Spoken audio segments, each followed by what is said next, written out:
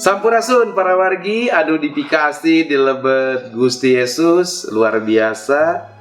Dina danget ayeuna urang tiasa tepang deui ngalangkungan acara Paniis Manah di kanal YouTube YKB Basa Sunda. Hiji program panuyun kahirupan numutkeun iman Kristiani. Nanging sateu acana hayu urang neneda, urang ngadua ka Gusti sangkan dipaparin hikmat ti Roh Suci.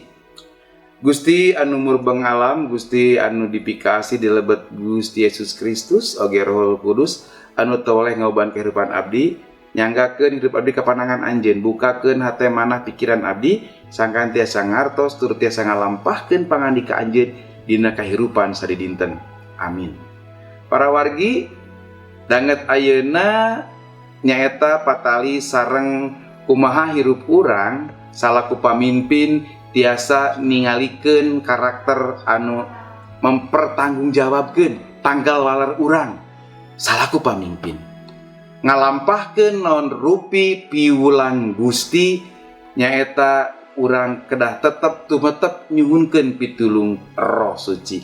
Para wargi kumargi kitu panglenyepan danget ayeuna dicandak ti buku renungan wasiat dumasar bacaan tina kitab Yesaya pasal anu ka-50 ayat anu ka-8 dugikeun ka 12. Anu janten ayat luluguna nu janten puseur dina urang ngalenyepan ieu naon rupi guaran nyaeta kitab Yesaya pasal anu ka-58 ayatna anu ka-10.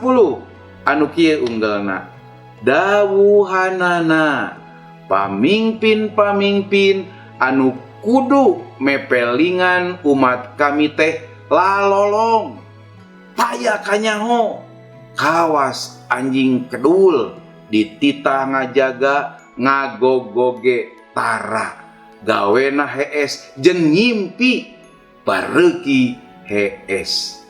Para wargi, luar biasa ieu ayatnya ningalikeun hiji hal ka urang sadaya nyaeta salah sahiji ujian ieu teh pikeun ngukur pamimpin anu pinunjul anu hade nyaeta naha urang teh nalika urang janten pamimpin tiasa maparin pangaruh anu positif pikeun kamakaran kamajengan hirup rahayat anu dipingpina. Atuh ari pamimpinna beuki saremanya kumaha atuh moal tiasa ngaronjatkeun kamekaran jeung kamajuan kahirupan boh dirina pribadi oge komunitasna oge rahayat anu dipingpina.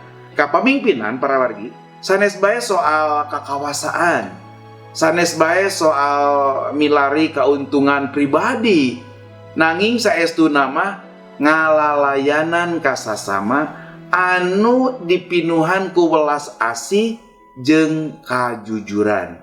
Para wargi bacaan dina danget ayeuna mintonkeun rasa kuciwana pangeran Gusti Allah ka para pamimpin bangsa Israel anu joledar dina ngalaksanakeun tanggal walerna salaku pamimpin anu parantos janten tugasna. Pangeran nyeuselan para pamimpin bangsa Israel anu digambarkeun sapertos pangangon anu lolong jeung anu pangedulan. Maranehna ngaraos tos jumeneng. Ieu aing uyah kidul lalaki lalanang jagat. Pagaweanana ngan saukur hees. Teu mirosea kana kasusah batur, kana pangabutuh batur. Hirupna teh mentingkeun ka dirina sorangan, teu paduli ka sasama, komo barejeng mikirkeun kasusah batur rumahnya, estu hirupna teh pikeun dirina sorangan. Para wargi, tina bacaan dinten ieu urang tiasa ngalenyepan sababaraha hal anu janten pondasi anu kacida pentingna dina hal karakter kapamingpinan. Atuh anu kahiji para wargi, kapamingpinan sakedahna merhatoskeun kana kapentingan batur kasasama ka anu dipingpina. Anu kadua, pamimpin kedah surti karena situasi jeung kaayaan anu nuju di sang hareupanana. Anu katilu, pamimpin sakedana oge ngagaduhan visi anu kiat sareng ngagaduhan kamampu nuyun umatna ka arah anu langkung hade. Tah anu kaopat, pamimpin peryogi ngalakukeun introspeksi supaya tetep satia karena tanggal waler kapamimpinanana anu sapagodos anu saestu sareng pangandika pangeran luyu sapuk sareng kahoyong pangeran. Mugia pangeran masihan kamampu pikeun urang sadaya ngawangun komunitas anu sehat boh di keluarga, boh di gereja, di tempat damel, oge di lingkungan di mana urang tumuwuh. Nalika urang kapeto jadi pamimpin, sakedah nama disarangan kumintonkeun karakter kapamimpinan anu hade, anu pinunjul, anu luyu sareng pangandika pangeran. Ulah hees bae. Can duikeun ka dieu. Hayu urang ngadua. Hatur nuhun Gusti, abdi parantos diemutan patali sareng karakter pamimpin anu sakedah nama mentingkeun pangabutuh karahayat anu dipimpina. Mugia abdi sing tiasa jadi pamimpin anu pinunjul, anu luyu sareng pangandika anjeun. Hatur nuhun.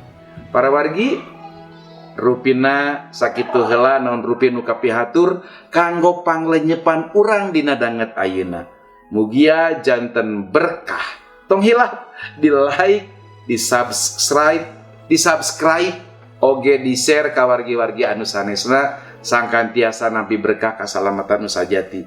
Nalika para wargi nge-share salah sahiji nu mintonkeun oge sifat pamimpin apan kedah tiasa janten barokah kanggo sasamana. Hatur nuhun, Gusti Yesus ngabarokahan. Amin. Rahayu.